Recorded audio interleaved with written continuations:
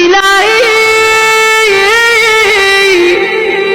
كيف تطرد مسكينا التجأ إليك من الذنوب هاربا، أم كيف تخيب مسترشدا قصد إلى جنابك ساعيا، أم كيف ترد ظمآنا ورد إلى حياضك شاربا.